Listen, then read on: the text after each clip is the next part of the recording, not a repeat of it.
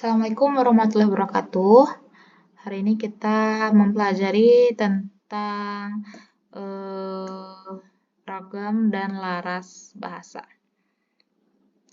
Oke, teman-teman pasti udah nggak asing lagi sama beberapa ajakan atau pernyataan yang pasti kata-katanya kayak gini. Mari berbahasa Indonesia yang baik dan benar gitu. Dulu kita kalau berbicara, kalau kita bilang, oh saya sudah berbahasa yang baik, terus kita meyakini bahwa kita juga udah berbahasa yang benar. Padahal dalam pengertiannya, baik dan benar itu ternyata berbeda. Berdasarkan Peraturan Presiden Nomor 63 Tahun 2019, jadi untuk berbahasa yang baik itu pengertiannya adalah bahasa Indonesia yang digunakan sesuai dengan konteks berbahasa dan selaras dengan nilai sosial masyarakat. Sedangkan bahasa Indonesia yang benar adalah berarti bahasa Indonesia yang digunakan sesuai dengan kaidah bahasa Indonesia. Berarti ada dua kata yang memiliki pengertian berbeda. Bagaimana penggunaan bahasa Indonesia yang baik gitu? Bahasa Indonesia yang baik ada dua tadi. Yang pertama harus sesuai dengan konteks. Konteks di sini artinya situasi. Yang kedua, harus selaras dengan nilai sosial masyarakat.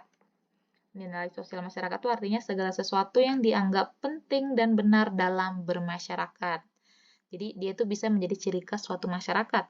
Contoh, Indonesia itu masyarakat itu bernilai sosial masyarakatnya itu terkenal dengan keramah tamahan, senang bergotong royong, gitu. Pokoknya mereka adalah orang-orang yang senang mengedepankan kebersamaan.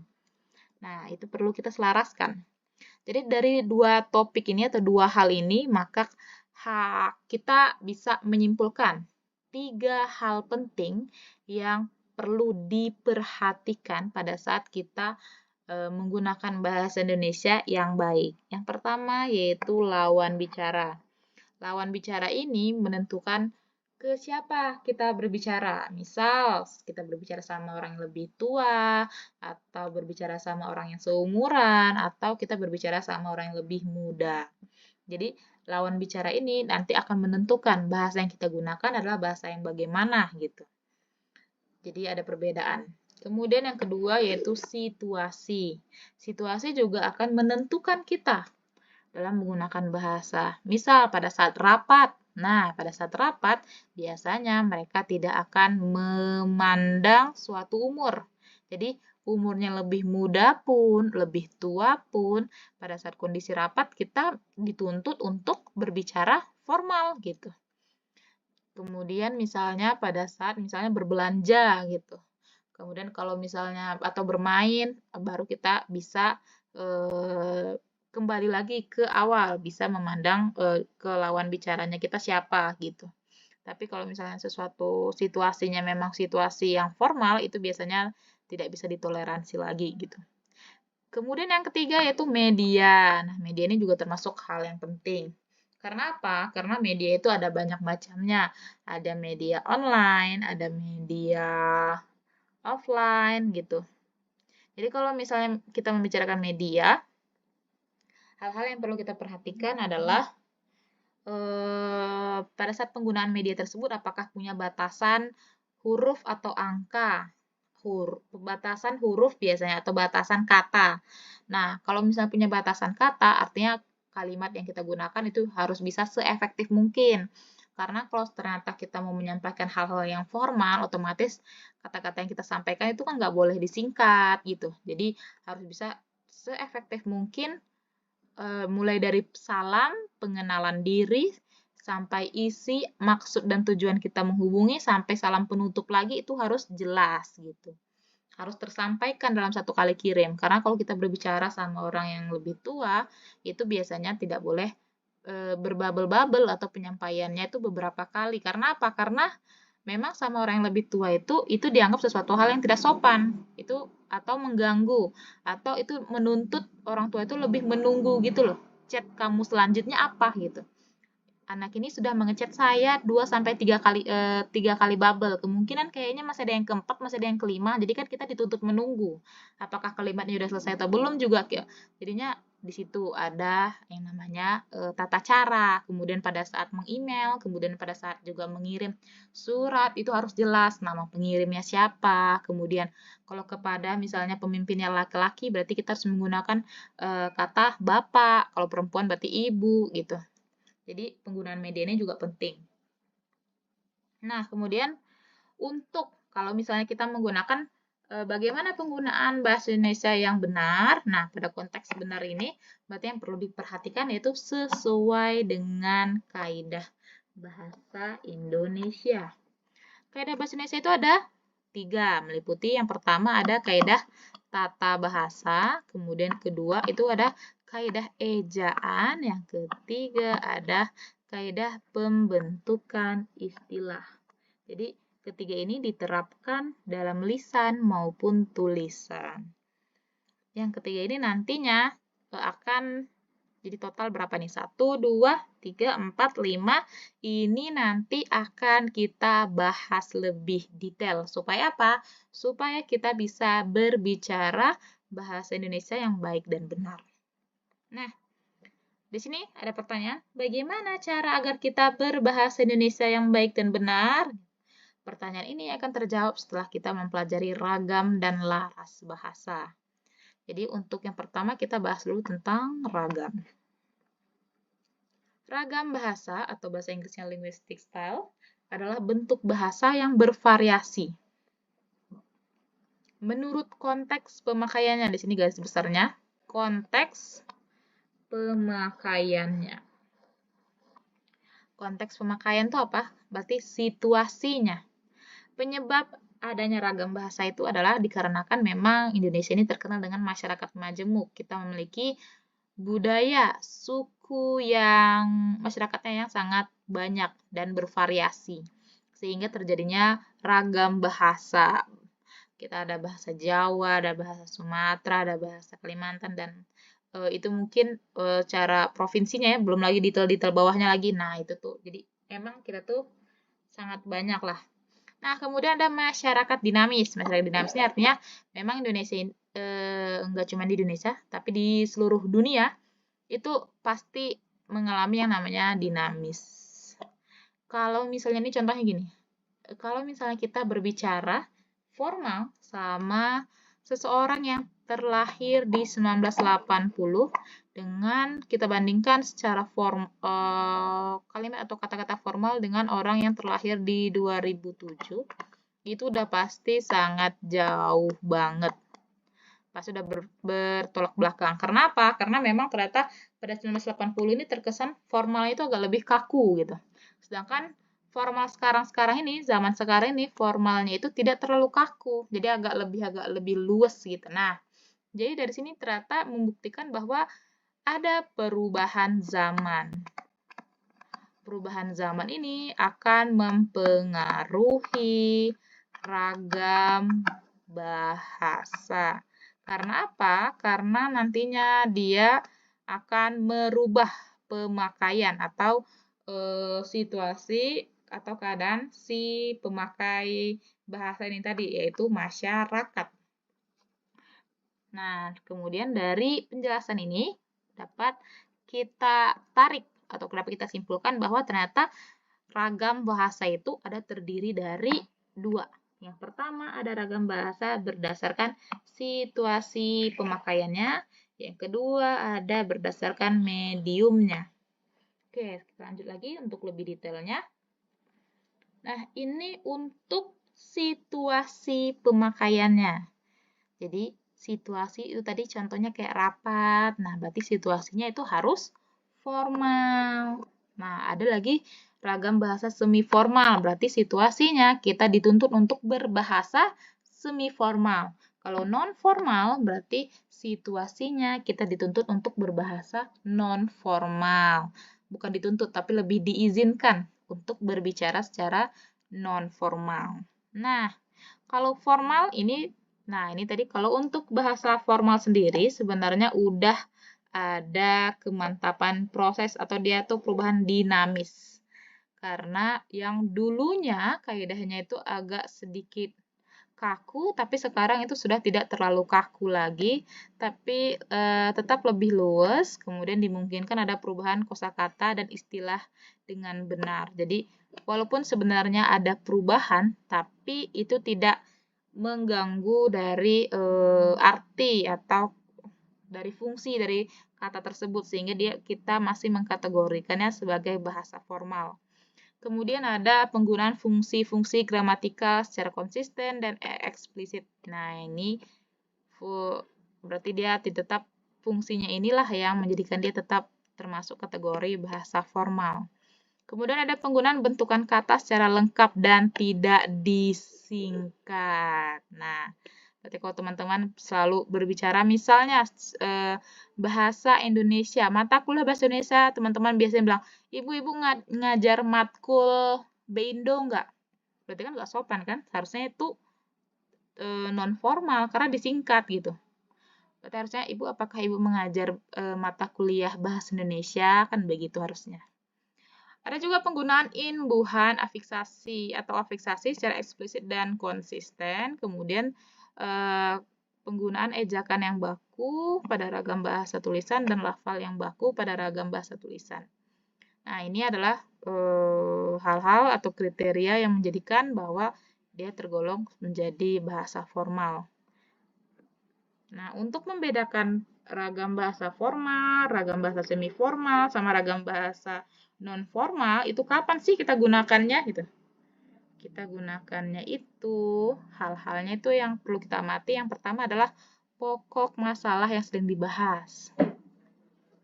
Misal kita mau bahas tentang, nah misalnya cucian, misalnya ya. Si Fitri dia bilang, cucian saya tuh numpuk banget sih, dia udah 2 minggu gitu. Jadi tadi pas nyuci tuh kayak capek banget gitu. Kalau dia ngomong cucian, ngomongin keseharian dia gitu, pasti dia berbicara dengan temannya kan. Kalau dengan temannya berarti dia menggunakan bahasa non formal. Kemudian kalau misalnya dia bicara misal tentang cuaca. Cuaca hari ini sangat panas banget ya gitu. Atau cuaca hari ini sangat panas sekali gitu. Iya, aku sampai keringetan loh gitu. Nah, cuaca ini bisa kita jadi semi formal. Kenapa? Karena kita bisa basa-basi sama yang lebih tua, tapi di luar dalam situasi rapat dan lain-lain. Jadi bicaranya tuh di luar, tapi ternyata kita ngomongin sama yang lebih tua gitu. Itu kan hal-hal umum ya, hal-hal umum yang bisa kita bahas. Nah, itu kita bisa konteksnya bisa kita bahas dengan bahasa semi formal. Kemudian kita misalnya membicarakan tentang krisis keuangan di Indonesia. Nah, kita membicarakan misalnya krisis keuangan di Indonesia. Itu pasti kita bahasanya jadi formal. Kenapa bisa jadi formal ya? Karena memang krisis keuangan di Indonesia itu dia itu memang bahasanya itu udah template gitu loh. Bahasa template-nya gini. Jadi semenjak pemerintahan si A gitu, memang pada saat dia mengeluarkan program ini, sejak pada saat itulah kita mulai mengalami yang namanya krisis keuangan karena pada saat itu telah terjadi yang namanya kenaikan jumlah mata uang dan segala macam. Nah, artinya itu bahasa-bahasa berita itu kan kita dituntut untuk mengulang dengan ucapan kita kembali gitu. Jadi bahasa-bahasa itu kan sebenarnya bahasa-bahasa formal ya gitu. Jadi memang kita dituntut untuk berbicara formal. Dan hal-hal ini pasti kita bicarakan sama yang biasanya lebih tua. Kalau nggak sama lebih tua pun, sama seumuran pun kadang dituntut menjadi formal. Karena memang topik bahasan seperti ini tuh memang penyajian kata yang dipilih tuh yang udah pasti formal gitu. Nggak mungkin kan tiba-tiba kita membicarakan krisis kemudian kita lari kecuali kalau diajak dialihkan topiknya, diajak diplesetin ke bercanda dan lain-lain, mungkin baru menjadi informal menjadi non formal maksudnya. Kemudian ada hubungan antara pembicara dengan pendengar. Nah, kalau kita sama teman, udah pasti non formal. Kemudian kalau misalnya kita bicara sama misalnya ibu kantin. Nah, kan kita kalau misalnya ngomong sama ibu kantin kan pasti kita tujuannya mau belanja kan? Nah, tapi dia seorang ibu-ibu tuh. Nah, dia lebih tua, berarti udah pasti ini semi. Kemudian kita mau membicarakan sama kaprodi misalnya untuk perizinan dan lain-lain, ini udah pasti formal. Nah, kemudian ada medium bahasa yang digunakan, ada lisan, ada tulisan. Kalau misalnya lisan, langsung berarti dari kata-katanya. Jadi kata jeda dan lain-lainnya itu perlu diperhatikan. Tulisan ini juga, kalau dalam tulisan kita harus memperhatikan titik, komanya, kemudian dan kaidah-kaidah bahasa Indonesia lainnya. Ini yang perlu diperhatikan adalah kaidah bahasa Indonesianya. Kemudian ada area atau lingkungan pembicaraan yang terjadi. Nah, ini kalau misalnya lingkungan kampus, lingkungannya di kampus. Nggak mungkin kan kalian menggunakan bahasa-bahasa yang tidak sopan, seperti, nggak mungkin saya contohkan juga, karena kan kita masih membicarakan hal-hal dalam pendidikan. Nah, kemudian kalau misalnya sama teman-teman tongkrongan mungkin baru bisa digunakan. Kalau misalnya kalian tuh yang kedua ada nih tongkrongan, nah itu mungkin kalau seandainya di tongkrongan ada yang berbicara kaku dan lain-lain secara formal mungkin pasti udah diledekin atau mungkin banyak yang diralat bahasanya, mungkin seperti itu. Nah, jadinya lingkungan pembicaraan yang terjadi itu sangat, atau area lingkungan selama pembicaraan terjadi itu sangat mempengaruhi ragam bahasa yang kita gunakan gitu. Kemudian yang terakhir ada situasi. Nah, situasi ini tadi ada yang di dalam rapat kah, atau misalnya tadi saat berbelanja gitu. Jadi situasinya itu yang akan mempengaruhi kita apakah menggunakan formal, semi formal, atau non formal. Kemudian pembeda antara ragam bahasa formal dan ragam bahasa non formal yang paling mencolok yaitu pada penggunaan kata sapaan atau kata ganti. Misal saya gitu. Ini formal. Kalau non formalnya itu jadi gue. Kemudian kalau Anda, kamu, nanti ada lu, ente, situ gitu. Itu menjadi non formalnya. Kemudian ada penggunaan untuk kata imbuhan, awalan, akhiran. Nah, ini contohnya. Misalnya pada awalan itu menyapa, nanti kalau non formalnya jadi apaan gitu. Kalau misalnya formalnya mengopi, tinggal ngopi. Kemudian ada ini untuk di bagian akhirannya ya. Ini ada laporan. Ini masih menggunakan an. Terus di sini ada laporin. Nah, ini kebiasaan banget nih kita. Semuanya in. Beliin dong gitu. Beliin atau enggak tukerin, semuanya in. Ini juga marahin pasti. Pokoknya kalau ada tambahan in udah pasti itu non formal. Kemudian ada di bagian simul fixnya. Jadi ini menemukan jadi nemuin, ini gabungannya. Ini menyerahkan jadi dihilangkan me-nya, ini jadi in, nyerahin. Kamu udah nyerahin belum? Nah kan jadinya informal lagi gitu atau non formal lagi maksud saya. Kemudian ada bagian confix. Nah, itu berarti terpisah. Jadi ada kesalahan jadinya nyalahin. Kemudian ada misalnya pembentulan, ini formalnya, non formalnya jadi betulin. Nah, itu contohnya. Kemudian ada juga berdasarkan penggunaan answervatic atau persuasi, ini lebih sering muncul dalam ragam bahasa non formal seperti sih, deh, dong gitu. Jadi sebenarnya saya ngajar ini kayaknya lebih banyak non formalnya juga dibanding formal ya. Karena kalau dituntut untuk formal banget masih sulit untuk berbicara dalam jangka waktu yang cukup lama. Jadi ini pasti muncul nih sih, deh, dong gitu. Tanpa harus diundang dia muncul sendiri. Ya kali ini kayaknya enggak deh, enggak perlu deh ini saya memunculkannya. Gitu ya. Kayaknya ini juga jarang deh karena paling ini doang. Nah, tapi ini dicoret ini bukan dalam artian dia nggak termasuk ya. Ini maksudnya dalam perkuliahan ini. Dia masuk, ini masuk. Nah, itu semuanya digunakan. Kalau itu udah muncul, itu pasti bahasa non formal. Kemudian ada penghilangan unsur atau fungsi kalimat SPOPL. Ini subjek, predikat, objek, pelengkap. Sebenarnya yang paling penting tuh ini. Karena kalau keterangan itu dia tuh lebih opsional. Jadi tanpa adanya dia atau tanpa ada atau tidaknya dia, sebenarnya suatu kata itu bisa menjadi formal. Kalau cuman SPOPL ini bisa jadi formal sebenarnya. Makanya ini yang paling diperhatikan. Karena kalau ini kurang, udah pasti jadi non formal gitu. Contoh, misal ada penghilangan subjek. Di sini hilangnya subjek ya. Kepada hadirin harap berdiri. Ini udah langsung tujuan dia kepada hadirin. Berarti langsung tujuannya kan harap berdiri. Harusnya kalau dia mau nambahin subjek di awalnya atau hadirinnya mau dijadiin subjek, berarti harusnya ini dibuang, kepadanya harusnya dibuang. Berarti kalimat ini termasuk kalimat kurang efektif. Jadi kalau non formal itu pasti dia agak sedikit kurang efektif. Kemudian ada penghilangan predikat nih. Laporan itu untuk pimpinan. Laporan apa ya ini? Jadi seharusnya laporan itu adalah, misalnya harusnya ada ini.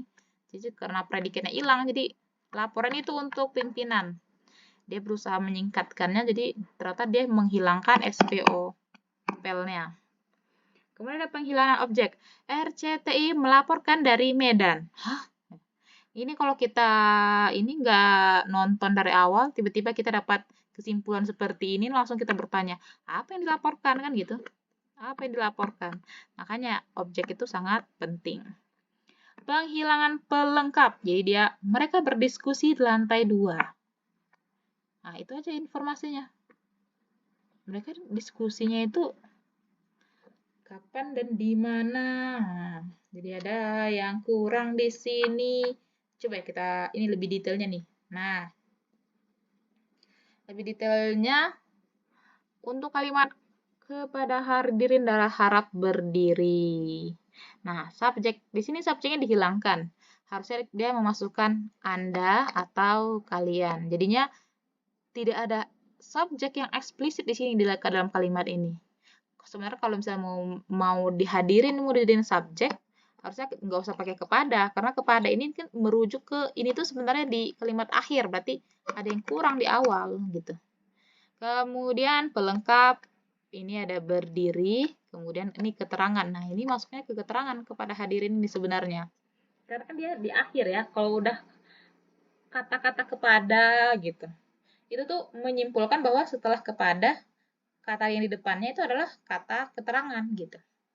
Kemudian untuk kalimat tadi, laporan itu untuk pimpinan. Nah, laporan di sini masuknya ke subjek.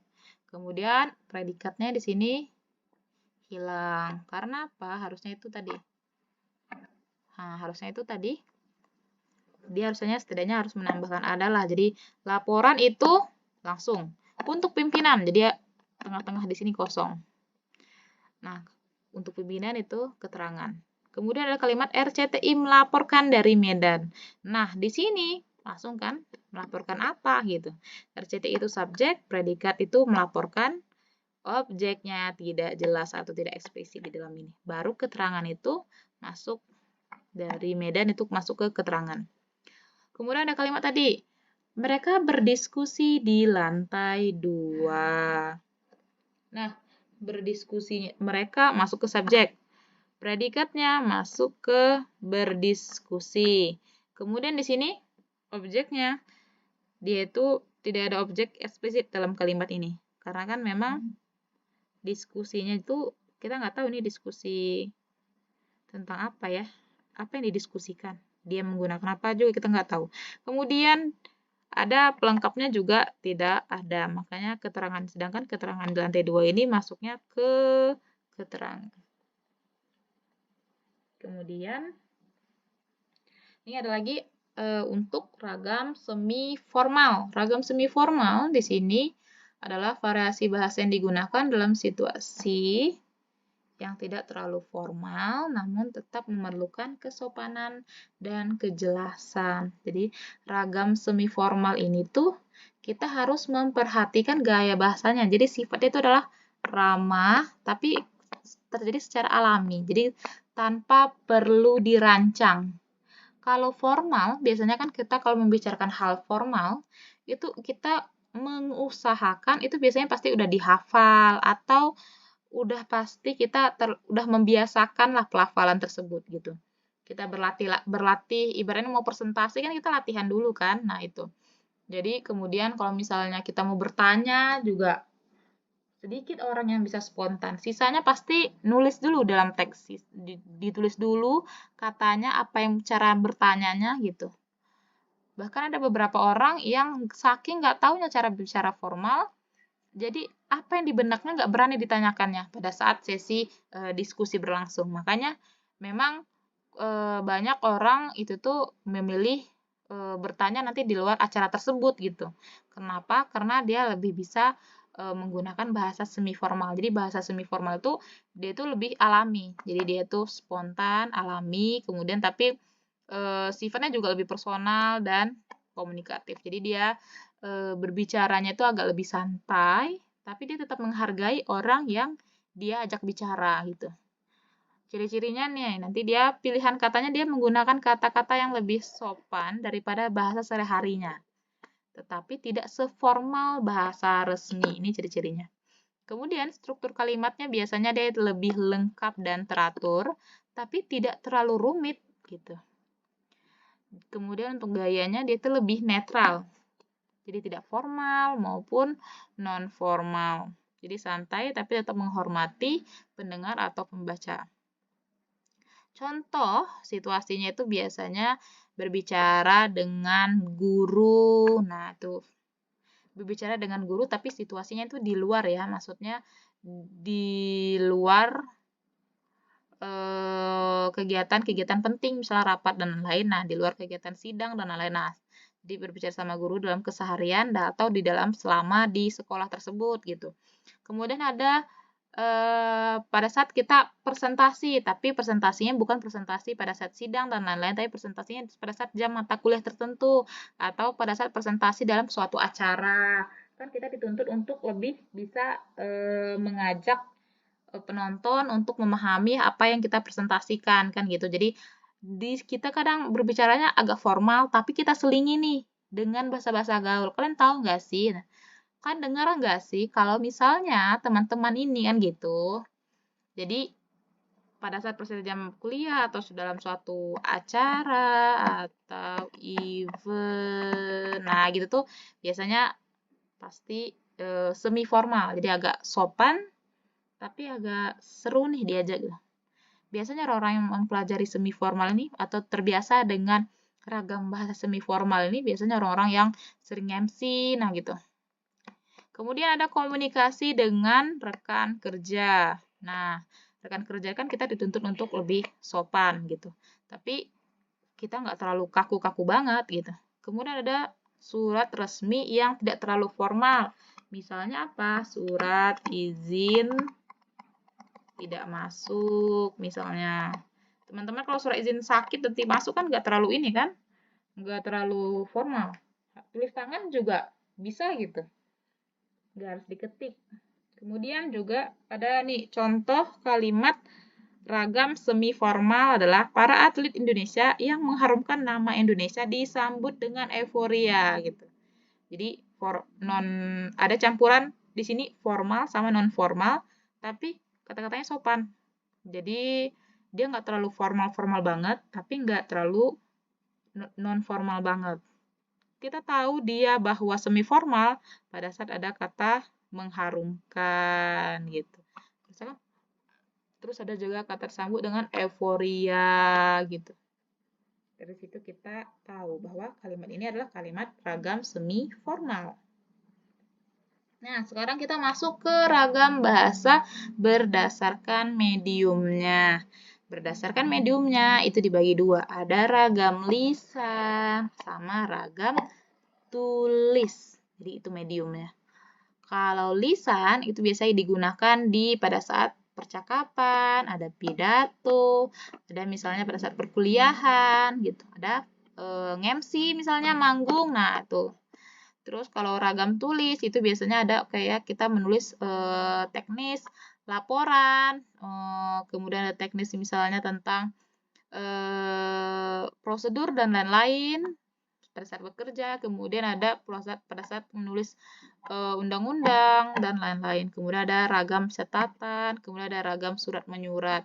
Tapi ini kategori surat menyurat itu ada yang ini nanti macam-macam, ada yang resmi, di sini ada yang tidak resmi. Gitu juga ini ada yang formal, ada yang formal, ada yang non formal. Nah, gitu. Jadi ini semua. Nah, ini ada baku formal, semi formal, santai. Ini tuh semua untuk semua ini. Ini tuh ketiga ini tuh berlaku untuk semua ini antara ragam lisan dan ragam tulis. Nah, sekarang kita masuk yang pertama yaitu ragam bahasa lisan, yaitu bahasa yang dilafalkan langsung oleh penuturnya kepada pendengar atau teman bicaranya atau lawan bicaranya. Jadi itu harus diperhatikan. Ragam bahasa lisan ini ditentukan oleh intonasi dalam pemahaman maknanya. Misalnya, nih dengarkan baik-baik. Kucing makan tikus mati. Berarti kucing makan tikus mati. Berarti ada kucing nih. Ini kucing. Ini kucing makan tikus mati. Nah, ini udah mati dia. Set. Nah, dia makan kan? Dia makan ini. Nah, kemudian ada lagi teks bilang. Dengarkan teksnya. Kucing makan, tikus mati. Kucing makan, tikus mati. Berarti ini kucing nih. Ini kucing. Kakinya kenapa seperti ceker ayam? Nah, kucing lagi makan dia. Di sini di tempat lain ada tikus lagi mati. Jadi dia nggak ketemu. Kucing makan, tikus mati. Jadi dia tuh nggak di tempat yang sama, tapi di waktu yang sama. Kan informasi jadi nangkepnya gitu kan. Jadi waktunya sama, tempatnya berbeda. Oke, kita baca teks lagi. Kucing makan tikus. Mati. Dengarkan baik-baik. Kucing makan tikus. Mati. Artinya, si kucing ini dia habis makan tikus. Tikusnya di dalam perut dia nih. Kemudian dia ikutan mati. Kucing makan tikus, mati. Nah, berarti sebenarnya si yang ngomong ini dia mau menyampaikan pesan yang mana ya gitu kan jadinya. Kita kalau misalnya seandainya salah nih intonasinya, jadi beda yang kita tangkap jadinya kan. Nah, itulah yang kenapa intonasi itu sangat penting itu pada saat kita berbicara, pada saat kita menggunakan bahasa lisan. Hal yang sama juga fungsinya pada saat bahasa tulis. Bedanya kalau tulis kita harus bisa menentukan di bagian mana kita menaruh titik dan koma. Karena apa? Karena titik dan koma atau tanda baca lainnya itu juga akan mempengaruhi intonasi orang yang membaca teks tersebut atau pesan yang dikirim oleh si pengirim. Nah, ragam bahasa yang ditulis atau dicetak dengan memperhatikan penempatan tanda baca dan ejaan secara benar. Dalam tulisan, misalnya kita perlu memperhatikan ejaan yang baku, terlanjur atau terlanjur. Nah, perlu diperhatikan KBBI-nya.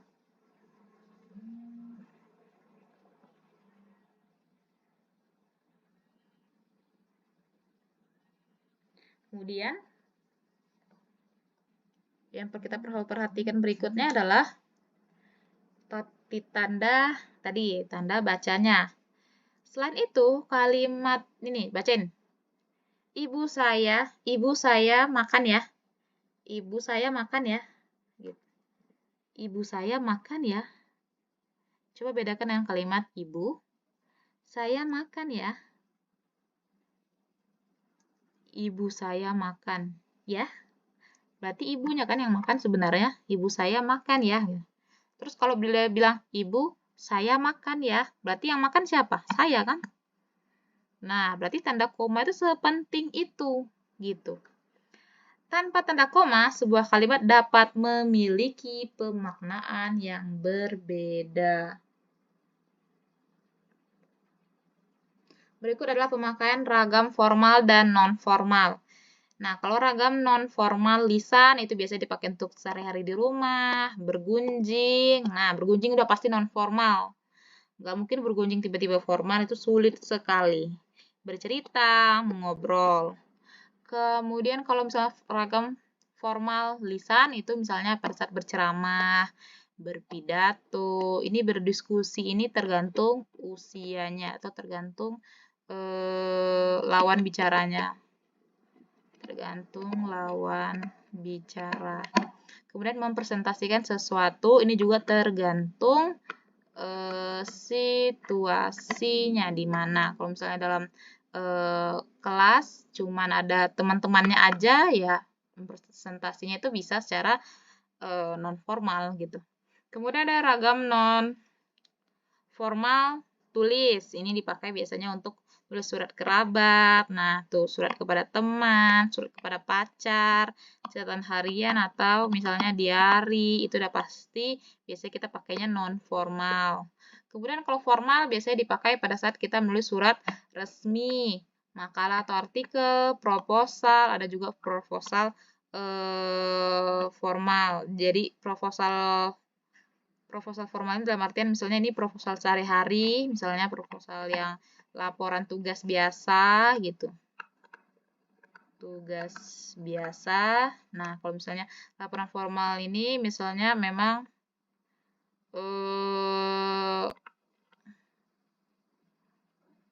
proposal yang bersifat laporan formal ini biasanya untuk kita misalnya penelitian, melakukan penelitian, kemudian dituntut untuk membuat laporan per harinya atau per bulannya gitu. Per bulan atau misalnya laporan keuangan per bulan. Nah, itu juga dituntut untuk apa namanya? Nih. Nah, itu jadinya laporan formal tuh contohnya seperti itu. Kalau laporan yang non formal biasanya tuh kalau misalnya diantar hanya sekedar misalnya nanti laporan ya kalau udah nyuci atau udah ngepel gitu misalnya, tapi sama orang tua. Nah, berarti kan sekedar foto, kemudian bahasanya juga non formal. Nah, itu baru. Tapi kan itu konteksnya berbicara sama orang tua ya. Nah, sekarang kita berbicara lagi bagaimana cara agar kita berbahasa Indonesia baik dan benar, tapi di sini kita mempelajari tentang laras bahasa. Oke, sekarang teman-teman harus bisa bedakan. Di sini kita sebelah kiri itu kita biasanya menggunakan istilah-istilah. Kalau misalnya nih ya ada kita ketemu buku nih, atau nggak ketemu orang nih, orang jurusan hukum, atau kita baca buku hukum gitu. Terus kita bilang, aduh bahasa hukum banget ya, berarti dia menggunakan bahasa hukum. Kemudian ada bahasa jurnalistik, bahasa pertanian, bahasa kehutanan gitu. Jadi, di sini tuh lebih ke profesi. Lebih ke profesi atau lebih kepada keilmuannya. Nah, sedangkan ada kata-kata bahasa Inggris, bahasa Indonesia, bahasa Jepang, dan lain-lain yang ada sebuah negara. Yang perlu teman-teman perhatikan di sini adalah ini nih awalnya ini sama-sama menggunakan kata-kata bahasa. Di sini juga ada artinya bahasa. Berarti sama nggak sih antara yang kiri ini sama yang kanan ini gitu. Coba kita bandingkan yang pertama. Bahasa Inggris sama bahasa Indonesia. Bahasa Inggris saya, di sini. Bahasa Indonesia saya, itu bahasa Inggrisnya I. Kamu, di sini dia ada menggunakan you. Kontras banget kan? Beda banget kan ini? Sangat berbeda sekali. Bandingkan dengan bahasa hukum. Kalau bahasa hukum bilang misalnya, dia bilang misalnya ilmu. Di sini jurnalistik juga bicara ilmu juga dia nyebutnya ilmu gitu kan. Artinya apa? Artinya di sini dia ini menggunakan bahasa Indonesia. Berarti di bahasa hukum, jurnalistik dan lain-lain atau bahasa keilmuan sesuai profesi dan keilmuan ini dipayungi oleh bahasa Indonesia. Tapi kenapa sih ada perbedaan loh? Kalau orang yang membahas detail tentang bahasa hukum, dia pasti menampilkan bahasa-bahasa istilah yang tidak akan muncul di bahasa jurnalistik atau di pertanian dan lain-lainnya. Jadi dia punya kalimat atau kata-kata yang hanya di buku itu aja yang ada gitu. Jadi dari sini kita bisa bilang bahwa kalau dia masih berbahasa Indonesia, artinya kalau orang hukum datang ke rumah sakit, nggak mungkin dong dia nggak tahu cara ngomong kalau dalam keadaan sakit gitu kan. Jadi dia masih bisa berbicara atau mengobrol. Nah, artinya bahasa hukum dan bahasa Indonesia, bahasa hukum atau bahasa yang lain-lainnya di sini kata-kata bahasa di sini tuh sebenarnya bukan ke bahasa. Karena kalau konteksnya kita berbicara bahasa di bagian depannya ini artinya lebih ke memberi perbedaan yang sangat kontras. Kayak misal bahasa Inggris, bahasa Indonesia gitu kan. Itu sangat kontras. Jadi di sini tuh yang benarnya adalah yang benarnya adalah kita tuh harusnya mengatakan bahwa adanya laras hukum, laras jurnalistik. Laras itu apa? Laras itu adalah bahasa yang berkaitan langsung dengan bidang keilmuan. Jadi, kalau misalnya ada istilah-istilah yang merujuk kepada suatu keilmuan atau suatu bidang, nah itu kita sebut dengan laras. Makanya kalau misalnya istilah di kehutanan, misalnya ada kata-kata imbibisi. Nah, itu kan ada juga tuh di pertanian, ada di jurnalistik juga ada dia. Kemudian misalnya di hukum ada nggak? Tidak ada juga. Kemudian di kedokteran istilah ini ada tidak? Tidak ada juga. Mungkin ada, tapi mungkin pengertiannya juga beda gitu. Nah, artinya di sini adalah ini disebut dengan laras.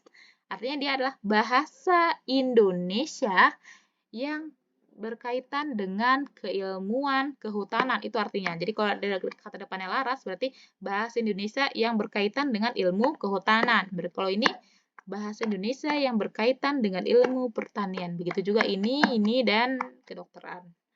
Nah, itulah fungsinya laras. Nah, sekarang kita masuk ke detailnya. Dalam bidang akademik, laras bahasa yang digunakan atau dikenal biasanya kita dikenal dengan laras ilmiah. Jadi teman-teman nanti selama 4 tahun kuliah, 4 tahun kuliah, jadinya harus familiar.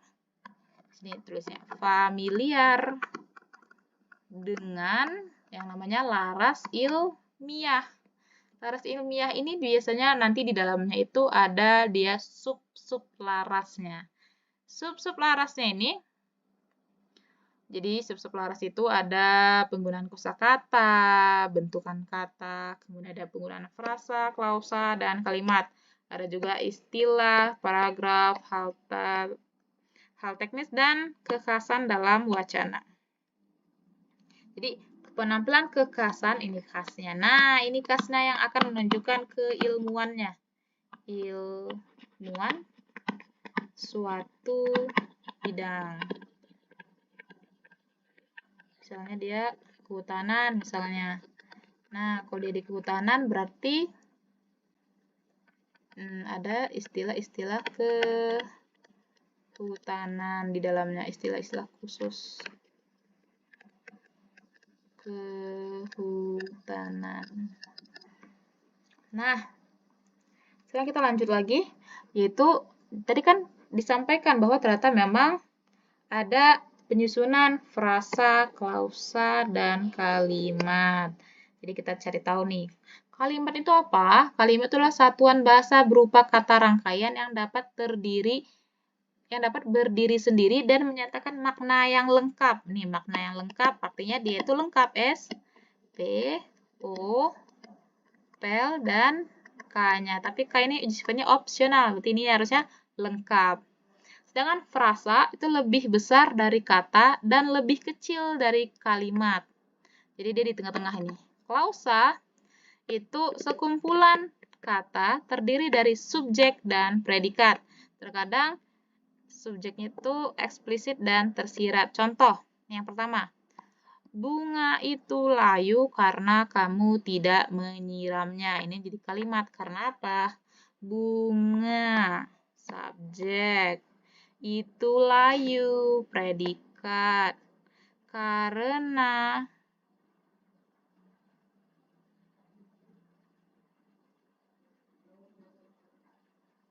bunga itu karena tidak menyiramnya. Ini pelengkap.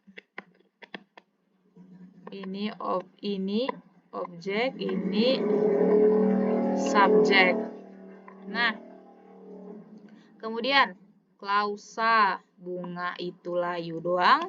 Kalau kamu tidak menyiramnya, nah ini. Jadi dia satu kalimat itu dipisah dua. Kemudian ada frasa. Frasa itu lagi dibagi tiga. Dari klausa ini kemudian dibagi tiga. Bunga itu layu karena kamu. Kemudian ada tidak menyiramnya. Gitu. Jadi dia lebih singkat. Lebih kecil lagi. Oke, di penghujung sekarang kita masuk ke tugas. Nah, jadi tugasnya adalah lakukan wawancara dengan 2 orang dari latar belakang, status, atau profesi yang berbeda. Misalnya wawancara sama seorang dosen profesional atau dosen aja, simpelnya dosen aja lah gitu. Dan satu lagi sama seorang pelajar misalnya. Jadi nanti atau lain dan bebas ya. Jadi kita nggak terlalu baku, yang penting ada 2 profesi di sini. Nantinya topik pembicaraannya juga diserahkan ke teman-teman, jadi bebas. Yang nanti teman-teman tuh harus memperhatikan ragamnya dan laras bahasanya pada saat mengobrol. Jadi ditulis pertanyaannya, kemudian ditulis jawabannya gimana gitu. Misalnya kalian tanya sama bapak-bapak bapak penjaga kampus misalnya. Bapak menjaga kampus ini sampai jam berapa? Sampai jam berapa misalnya. Kemudian bapaknya bilang jawab bapaknya tuh sampai jam 8 aja gitu. Kemudian kalau sekalian ngomong lagi sama seseorang lagi beda, misalnya ngomong lagi berbicara sama topiknya kalau bisa sama. Jadi topik pembicara dengan informan pertama dengan topik informan kedua kalau bisa disamakan. Sama informan kedua misalnya teman-teman berbicara sama mahasiswa, kemudian sama mahasiswa teman-teman pertanyakan, kalian ada nggak sih gitu, misalnya topiknya menjaga kampus ya, menjaga kampus, terus nanti teman-teman nanya yang kedua, kalian ada nggak sih keinginan untuk menjaga kampus? Kalian ada nggak sih keinginan untuk menjaga kampus misalnya gitu. Dijawab sama orang tuh, ada tahu gini tapi sulit banget taunya. Misalnya gitulah, tulis saja. Nah, dari situ nanti teman-teman perhatikan. Oh, ditandain. Oh, di sini ada enggak sih? Nah, di sini ada iya tahu banget segala macam. Nah, ini berarti non formal gitu. Nah, kemudian di sini Bapak ini agak terlalu kaku, tapi nggak kaku banget sih, soalnya bapaknya itu pas jawabnya itu dia nggak terlalu lengkap SPOK-nya gitu. Oh, jadi di sini bisa kita bilang bahwa bapaknya itu semi gitu. Nah, jadi topiknya tuh silahkan cari topik sebebas mungkin. Yang penting topiknya itu sama nanti ke informan pertama dengan informan kedua. Ditulis teksnya, pertanyaannya juga nggak usah banyak-banyak. 5 juga udah cukup. Tapi kalau bisa sih minimal 5 ya. Jangan 1. Nama bapak siapa? Jadi jawabannya cuma namanya doang, kan nggak bisa disimpulkan ya. Kemudian nanti itu Kalau teman-teman bingung nanti format tugasnya nanti saya kirim juga di WAG, kemudian ini linknya silahkan di copy paste, nanti dikirim juga PPT-nya. Kemudian ini disalin aja nanti tujuan penugasan ini harapannya teman-teman dapat membedakan bermacam-macam ragam dan laras bahasa yang hidup di masyarakat serta tata cara penggunaannya. Terima kasih. Kalau ada pertanyaan dan lain-lain silahkan tanyakan.